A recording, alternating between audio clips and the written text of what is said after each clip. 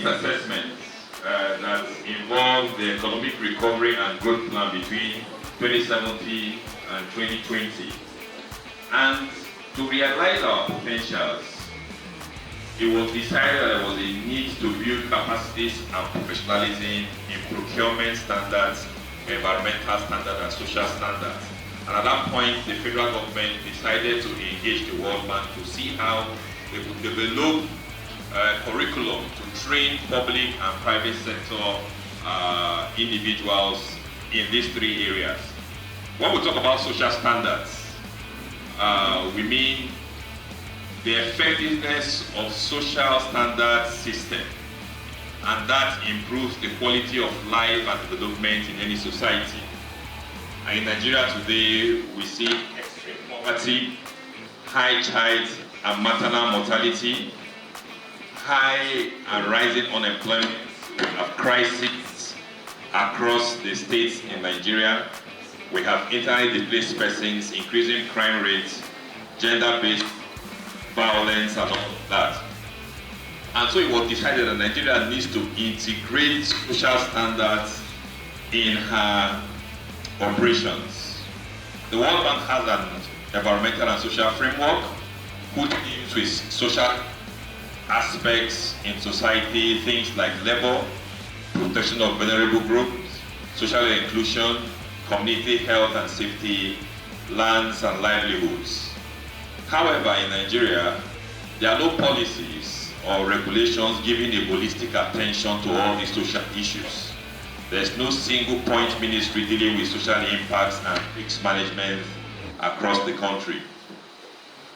We have the Federal Ministry of Women Affairs, and we have a domicile across the states as well. We have departments for lands.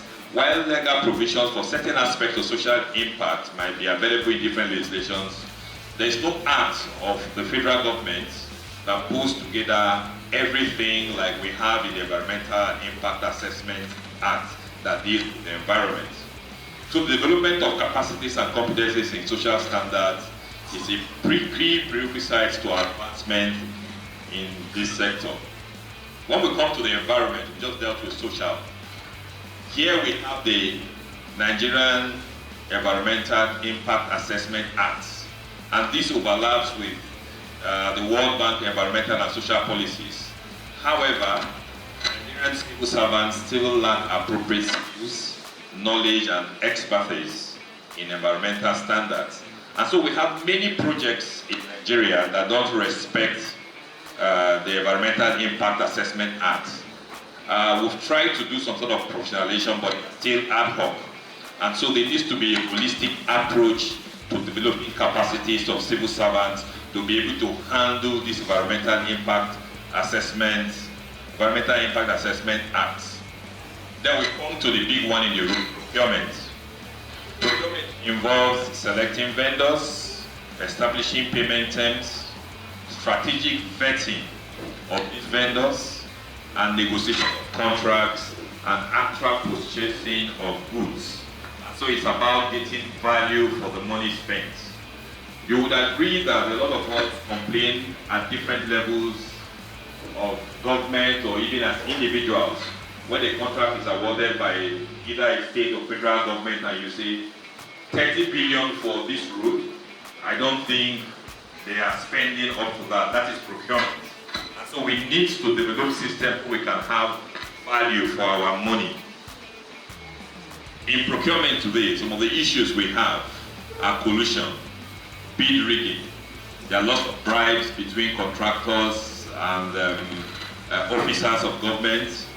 The contractors use fake documents in terms of to use to bid. There is no competitive bidding where selected vendors come in and they are vetted and we pick the best out of the vendors.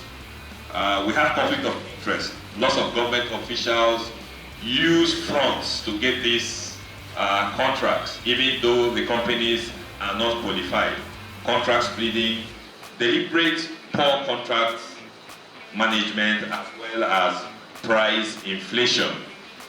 The federal government has done a bit on this. There was a Public Procurement Act in 2007, and the Bureau for Public Procurement was also established. However, we still have the same problem of adequate training. Surveys have shown that we have low competence of procurement practitioners. Many civil servants in the procurement cadre just did an ad hoc 2-week training and they went to procurement departments of different ministries and MDAs. Going forward, the world is hoping that with the sort of trainings we are developing, civil servants without the requisite certificates and professionalism shouldn't be involved in procurement. Now, one of the things they observed was that of the over 100 universities in Nigeria, no university was promoting capacity building and professionalism in these 3 areas. Existing courses of relevance to public procurement were ad hoc, short integration without a strategic alignment. This organization, the Chartered Institute of Public Procurement, I think, offers training initiatives directly towards purchasing and supply, and these do not fill the gaps needed. If you polytechnics also were doing purchasing and supply, but that doesn't help us. And so the World Bank developed this project called the Sustainable Procurement, Environmental and Social Standards Enhancement Project called IPESS. And the project is designed to cater for the deficiencies in skills in procurement, environmental and social standards through training, professionalism, and research in procurement, environmental and social standards. To be able to deliver this project, the World Bank established 6 training centers called Centers of Excellence across the 6 geopolitical zones in Nigeria. Abubakar Tafawa Balewa University for the Northeast, Ahmadu Bello University for the Northwest, Federal University of Agriculture, now known as Joseph Sawan Saka University for the North Central, Federal University of Technology Owerri for the Northeast, University of Benin for the South, and University of Lagos for the Southwest. A call for proposal was made by the World Bank through the Nigerian University Commission on the 12th of May, and on the 9th of November 2019, the Federal University of Agriculture won the bid to host training in the North Central of Nigeria. Maybe we start around of things. Shortly after that, there was COVID in 2020, and so the project was delayed. It was finally launched on the 29th of October 2021 by the then Vice President, Federal Republic of Nigeria, Professor Yemi Osibanjo. And we commenced training in Makurdi on the 17th of January 2022. We headed to Abuja, the federal capital, and then in February 2023, we launched out into Lafia and Kefi. We were in Jos in May 2023, Kogi in November 2023, Mina and Ilorin in 2024. As you can see, Nasarawa is the only state where we have 2 training centers in one location, in one state.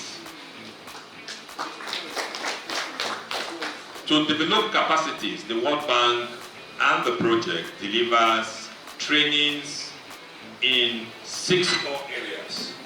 We have the standalone short courses, which are our Track A programs. The advanced certificate is also another training. Again, Nasarawa State has hosted a Track B, which is I know the monitoring and evaluation official will speak more on the advanced certificate course. We also run the track C, the postgraduate diploma course, the track D, the master's degree, and then track E, the bachelor's degree. Interestingly, all these programs are free, including the PG programs. As I mentioned, this is a World Bank project. We took a loan for it. So the World Bank doesn't expect our citizens to still pay for the courses. We have just started our PhD program. That is not free because it's not covered under the World Bank project. The World Bank is just interested in the first 5 tracks as listed.